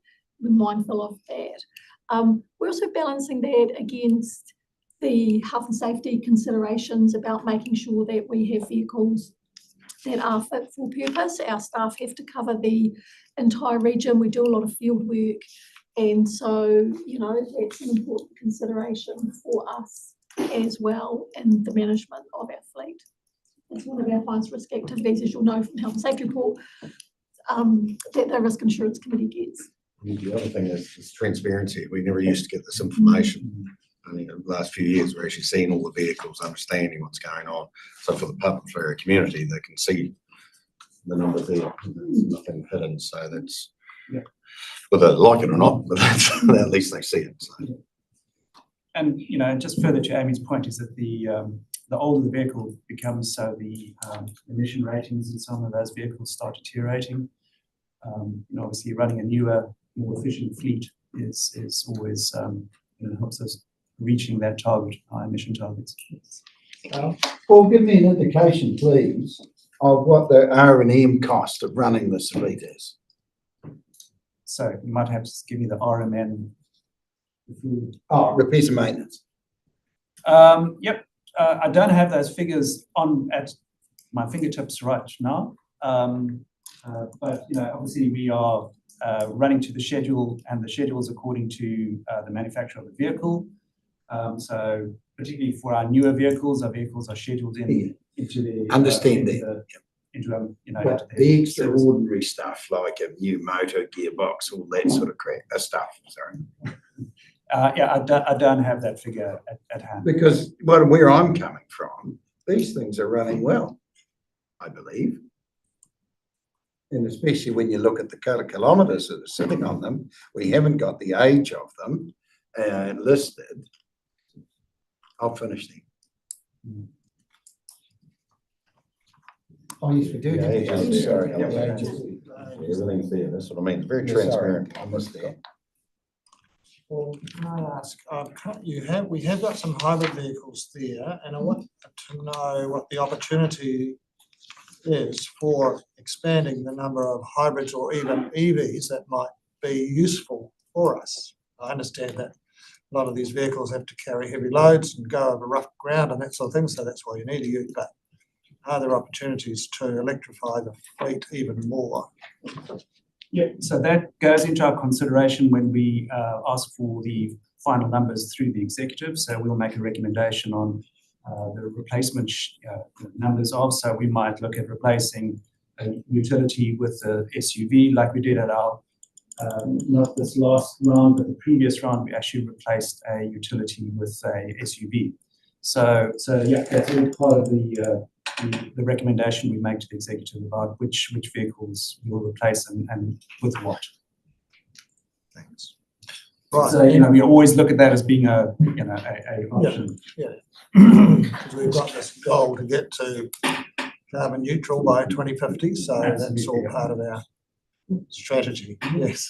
And I was just going to say, and to Paul's point, like we've got this list of 24, we get the approval to change a certain number of vehicles, and then we have a look at which vehicles those are. So some vehicles, because of where they're coming from, which teams they're coming from, and what we need to use those vehicles for, to your point, Chair, need to be the utes, but we're conscious that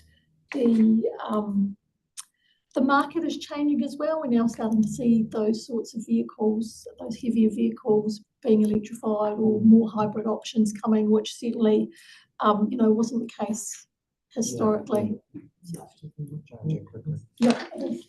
Thank you. Well, we've got a recommendation on page 111, which has got 2 points to it. So we note the outcome of the report and of the program, and then we approve the purchase of up to 8 vehicles. I'll move that. Thank you, Lyndall. Seconder? Jeremy? Jeremy, thank you very much. And all those in favour, please say aye. Hey, did you hear the against? Oh, did you say against? No, I didn't. Yes. Right. And Can you please note it you want down. that recorded? Yes, please. One against, that's Alistair. You're against that, are you? Sorry? I'm against it, yeah. Yeah, no, I get that. Yeah, that's fine. Okay, thank you very much, Paul. That's Thank you for your time. very good. Yeah, thank you.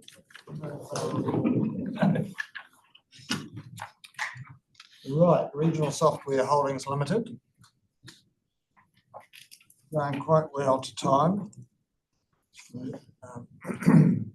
So plenty of time still to discuss these items fully. Thank you, Nadia and Tracy.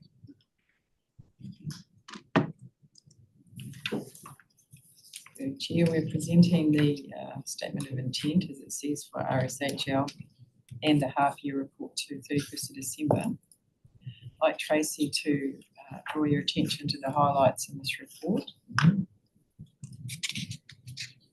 Good morning. So yeah, I'll take the report as read. So just in this summary, the RSHL has the council's got a proposed total share of 660 towards the funding for the next financial year. This is just a draft statement of intent. So RSHL will, the final one will be just prior to end of June. So perhaps the main highlights in the statement of intent is RSHL's primary focus and objective, which is to complete the design and the build of the RS Next Gen and commence the first implementations. Just if we go into the financials, page 147.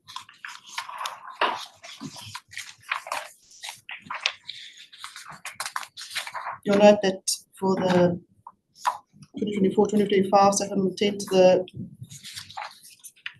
proposed forecast deficit would be 823k. This is Sorry, Tanya, what page are we on now? 147. 147.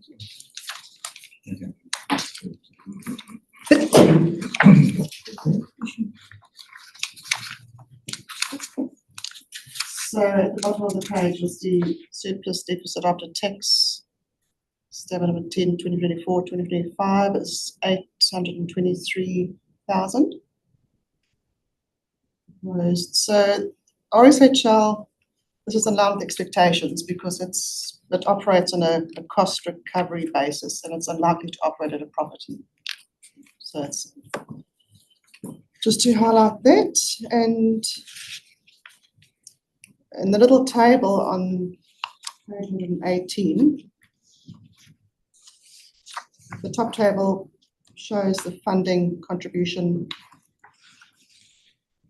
of those councils and participating councils and government entities towards each of the programs. So environment, health and share is 664,000. You'll see towards ours next year, we'll be contributing about 356,000. And in the bottom table, it just shows just the project funding comparison for the different programs, RS Next Gen and central government, and just all the percentages. So the income funding from central government's increased by 800.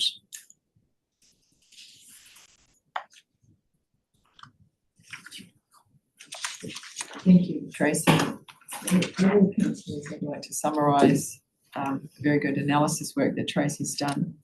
RSHL has transformed itself over the last 2 years from being 100% of a software company to now a company that corporate, represented by more councillors, that undertakes a lot of sector good work that was previously done through another structure called RECOCO, Regional Collaborative Councils. So RSHL, as it says in the item, has now completed that transformation. It has these large strands, or PO as Wilma LC would call them, technology, and then delivering other sector programs on behalf of all of the councils, employing the staff to do that. It's a very, very worthwhile and beneficial company for us to be involved with to gain that, all the benefits that come from collaboration within the industry. The primary strands here of investment in technology allow us to have investments in that area that we could not fund ourselves. The software development has taken years. It's been a market leader. It's something well above what ES could do. The information, when you read the financials, can be a little misleading. As Tracy points out, they have negatives. We have a deficit. What's happening in part of those is the running down of the current software asset, Iris, which is 10 years old. It's depreciating down to zero, and the depreciation is technically it's an expense, but it's not a cash flow. So the cash flows of the organisation are sound. The accounting, you will see, has some brackets around it and the different strands. So we've been through and had a look at the balance sheet. We're happy with the budget. We're happy with the allocation. Our CE is a director of this company, which is also very important and beneficial to this council. So you're not worried then about the 800K and the 600K deficit? No, here it's an accounting depreciation of a past asset as it runs down to zero. So the organisation is quite sustainable into the future. Yes. It's largely self-funded, as Tracy said, through all of us paying a share, and we're in the not quite at the bottom, we're the second tier from the bottom of small council. Those larger councils are paying substantially more as a percentage. So us and Taranaki is second from the bottom of the list. I think after that, West Coast. I see there on that table on the bottom of page 118, there's a row with central government funding on it, and projected to go from 139 to 1.2 million. Is that realistic under the current environment? I can't answer the question as to the project. Do you know what the project is? No, sorry, I can't tell you, but I'm sure that it would be. I can speak to Mark, but not particularly about that, but about just the draft, and just restated this is draft. It's not the final statement of intent yet. So would it be a worry if the government said, look, we can't put all that money into it, in fact we're not going to give you anything? Would that be a well, we would hope that it's tied to work that can be circled, cut out. We can check, Chair, what the project is. I see it's a 1-year project. Yeah. Yeah, I was just going to say that is typically tied to programs of work, and either RSHL manages the work or is the banker. Yeah. being done. Rugby, did you hear? I can't speak to the specific program, but we can find that out and come back to you. Yeah. Jeremy and Alison, did you have something you wanted to ask? So we want to be all part of the conversation. Yes, sorry, I was gonna, you asked me, was it? Yes.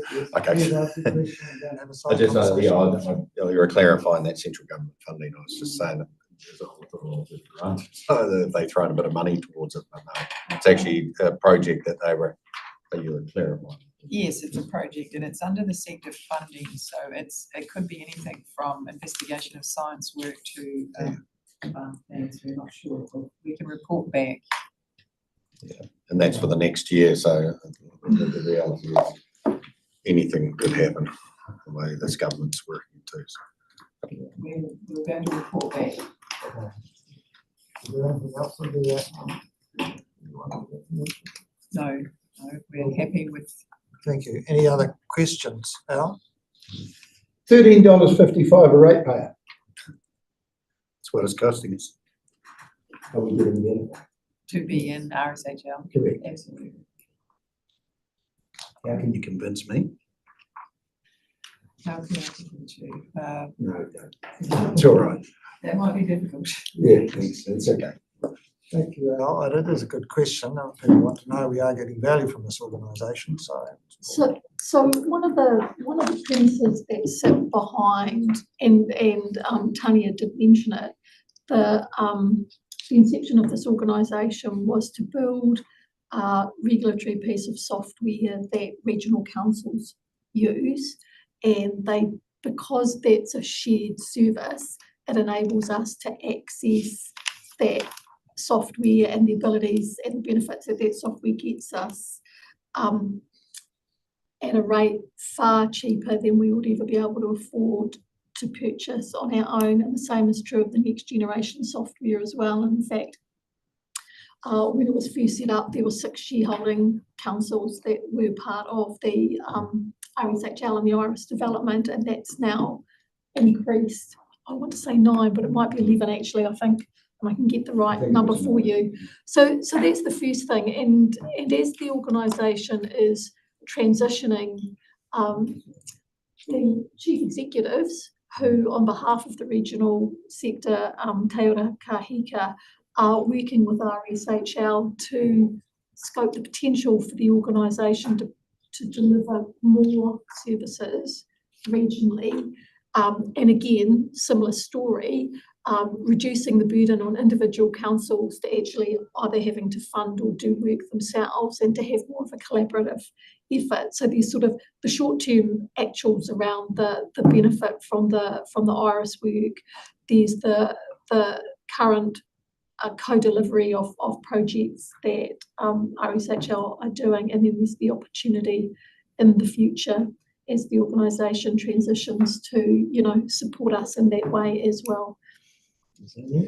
Lyndall? Yeah, and the easiest way for me to explain it to myself is that it's a shared service. It's a really, really good example of a whole lot of councils working together so that we're not duplicating, product or work. You've got to turn around and ask, are you getting value? Because there's 664,000 going in, and there's $13.55 for each ratepayer. And that's out of your house too, my house. I quite understand that, Councillor. Thank you. Right, now we've got a recommendation there to receive the report. We don't have to do any action other than that. So would somebody like to move it, Jeremy? And seconder, Phil? All those in favour, please say aye. Aye. Thank you, and thanks very much, Tracy and Tony, again. Right, we're now up to the information management update. Starts on page 195.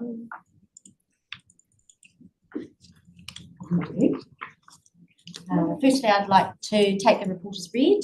I do have a couple of matters to highlight in the report. Firstly, in particular, an acknowledgement to my IM team around the legacy database things and the migration of that data into our current EDRMS objective.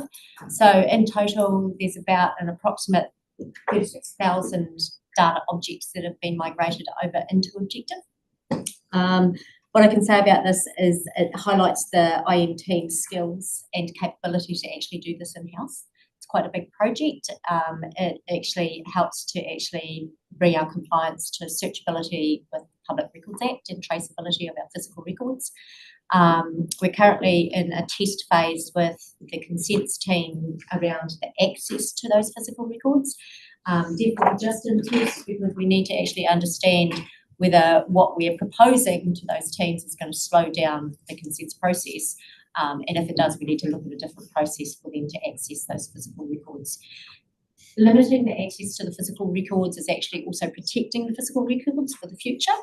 If they're not fully digitised yet, we actually have to make sure that we actually maintain the physical appearance of those physical records so that they don't get damaged for the future. So that's a great highlight for my team. I actually really wanted to mention them in this report. The other two highlights is our digitisation project is finally, our pilot project is finally coming to a close. We're very close to having the images ready in our production system for teams to actually access those scanned images. Following that, our next steps is to really review that pilot project and decide whether there's value in us actually continuing digitisation at the moment, considering the cost. And we'd definitely report on that following the review.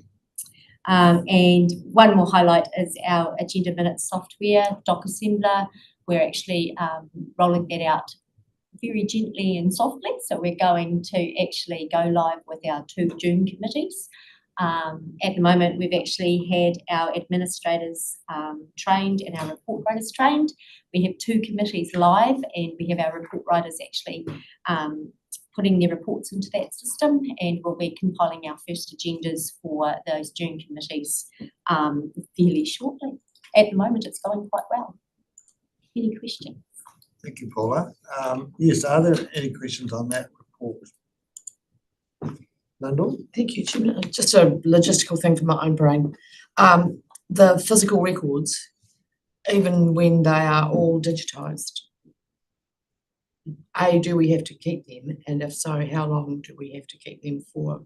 Okay, so there's 2 elements to that. If we digitise and we digitise appropriately, and we can prove to Archives New Zealand that we have digitised to their standard, we can then actually look at disposal of physical record. Yeah. If we don't, we have to actually hold on to them. Okay, cool. Thank you. And well done. No numbers. A question, Paula, which may be a little bit tangential to this, is about the website and how easy it is to use for people and get information from it. I use it a bit, and I have to say sometimes I get a little bit lost. That might be me, but we've had 1 or 2 comments through the annual plan process about people not being able to find stuff on there.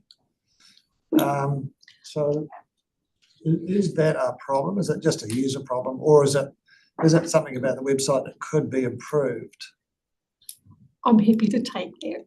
And I don't mind contributing if you want to. Yeah. Yeah, look, because I would say it probably doesn't sit in Paula's doesn't sit entirely in Paula's realm. So it's a bit of a joint effort, that one. So one is, yeah, there is more information that we can and should be making available to the public, and the website's a perfect place to be able to do that. The actual user interface probably requires input from the communications team, and also, you know, we needed to bring a customer lens on that. So we're having a customer strategy developed for the organisation at the moment, which will lead to an implementation plan that will look at a number of those things, and then we need to be, I think, working jointly as a cross-organisational team, you know, with lots of different views involved in that one in order to develop the website to its full effectiveness, not just for us, but also for the people that want to use the website as well. That's probably what I can add to that around the digitisation of the physical record. Once that's digitised, and while we're doing the digitisation, we look at what we should actually, or what we could make public. So there's certain records that will be publicly accessible within our system and certain records that won't be. So when we do that digitisation, we actually analyse that. So it's actually within our system. Once we actually have a website that's capable, we'd be able to say, okay, this can now actually be publicly accessed and these are now available for you to actually access. Things like the LiDAR, for example, which I mentioned in the past. Now, it is great. It's a wonderful resource, but sometimes I'm not sure how many people would, be able to find it. If you type into Google, Southland Regional Council LiDAR, you probably could find it that way, but using a search engine on the website itself might be so that people could find stuff easily. Maybe just a problem that I have, but probably not.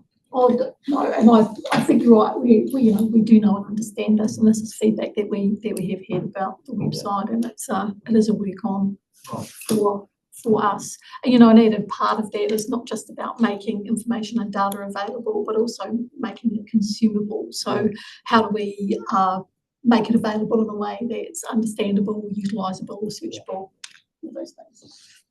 Thank you, and thanks Paula and Amy for all of that. Any questions, anybody else? No? Okay, thank you Paula. Well, we've got the recommendation that we receive the information management update report, Jeremy, and seconded by Alistair. Thank you. All those in favour, please say aye. Right, well, there, you might be able to tell us more about the technical stuff. So Jane Carroll's on holiday today. Yes, Well, and you actually, can find not Jane. and not Really? today, but she's got a nice long holiday overseas. We've got Bert and Jeff here today from the IT team to talk through the information systems technology update. Morning all. Just accepting this is as read. So the main parts for us as we're working through this is the decommissioning of servers. We're now getting into the crunch area of some more technically involved servers. So they've been left to last. So we've got the easier ones out of the way. So we're expecting we should be on target for those in the next quarter, but we'll just see how we go as we wade into that. So that's why it's still amber.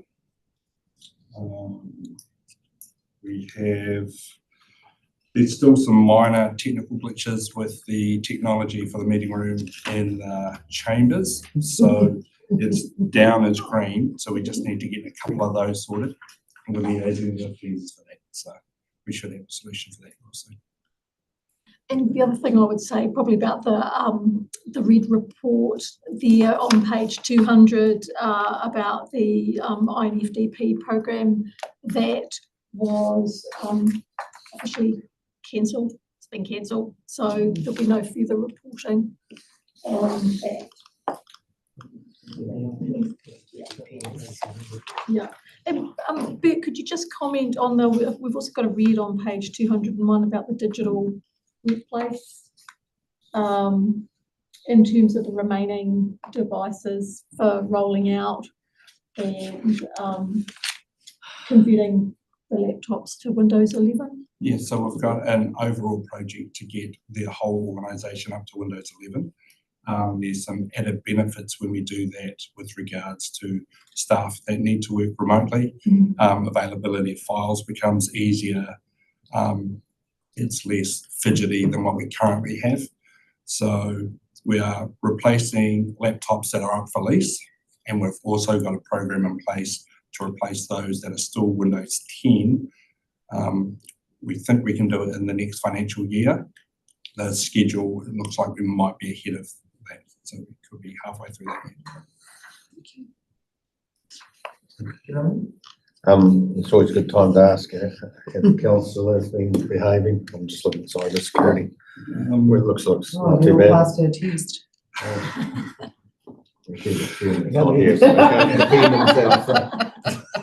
Yeah, we're stepping up that testing as well. So that's for the whole organisation. We're getting some of the finer points right in the background so that the reporting is better. At the moment, it's reporting that it's false positives. So people who are not clicking it and deleting it, Microsoft in the background is checking it, which means then it reports it as being read, but it's not actually read. So we've got a solution for that. So when the reporting is really good, we'll start releasing it for the organisation. But with regards to the councillors, yes, we are good for that. Somewhat miraculous. And just further to that, the cyber security, we have a handful of things in place that protect the organisation. So it's not just at one level, we're doing it at multiple levels. So I believe there's a committee meeting in June, which we can go a wee bit more in depth on that.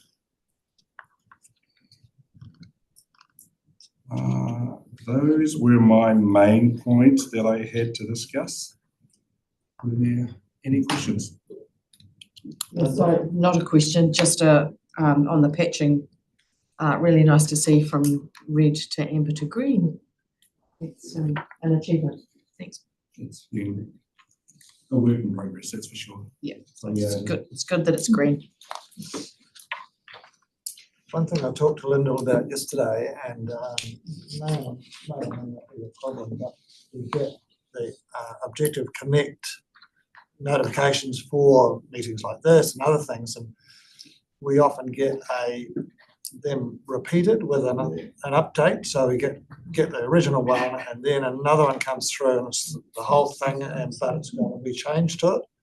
What my problem is that when I get it at first, I've got time, I download it and I have it as a PDF and I can make comments on that, and so that when I come to a meeting I can click on all my pages that are marked and everything, and if I get an update sort of, later on, I have to go, I either ignore it or go through the whole process again, I think. So I'm not sure if that can be solved or whether it's just me.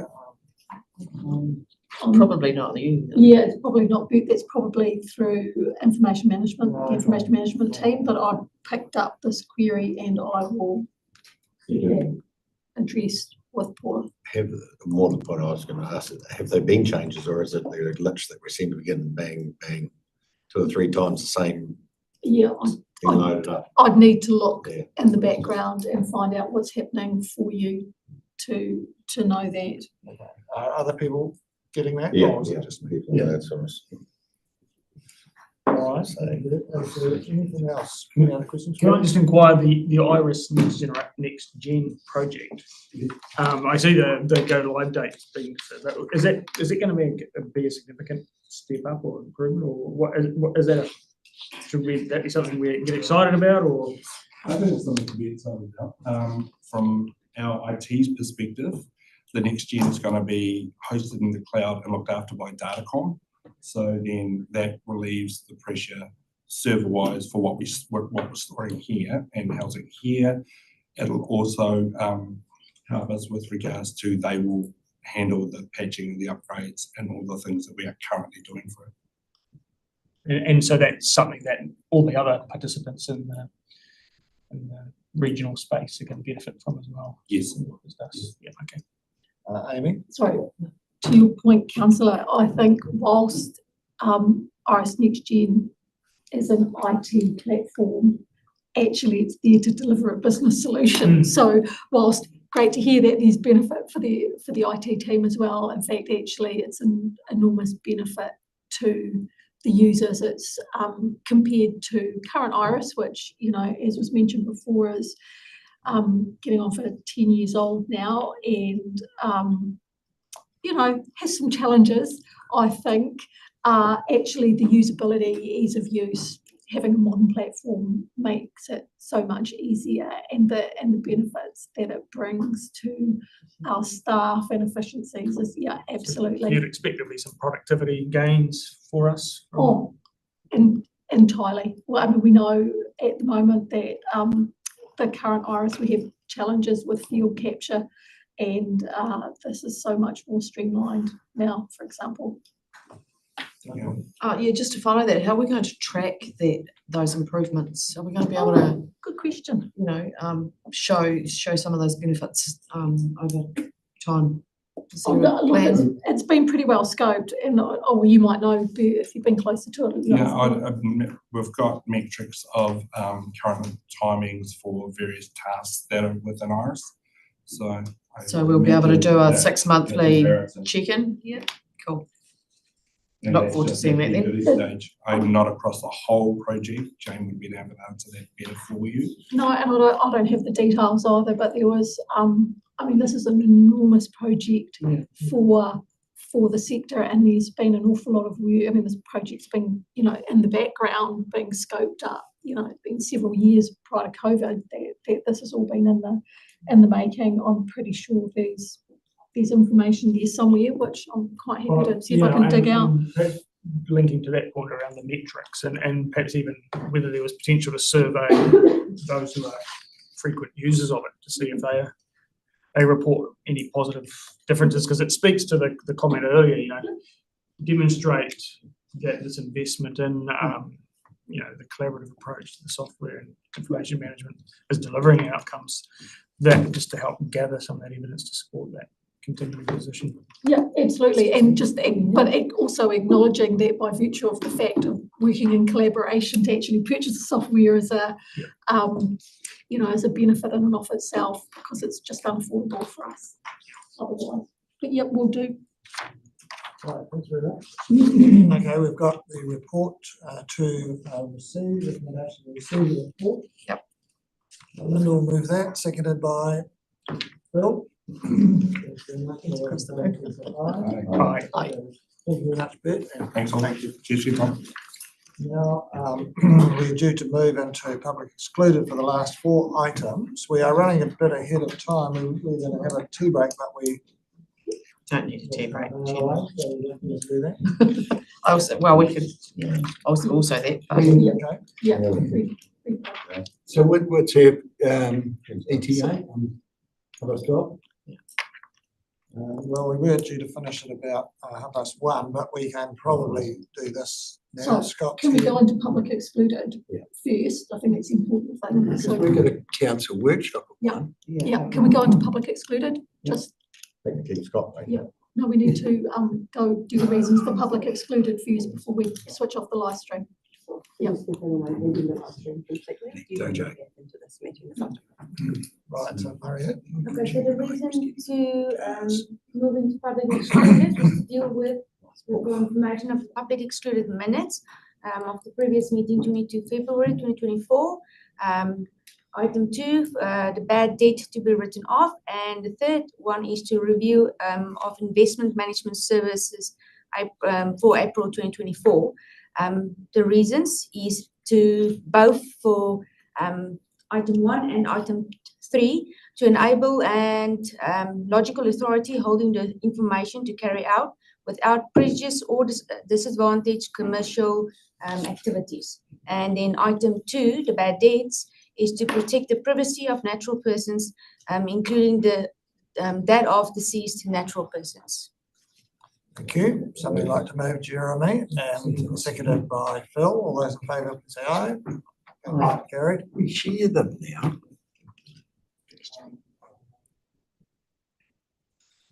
Who's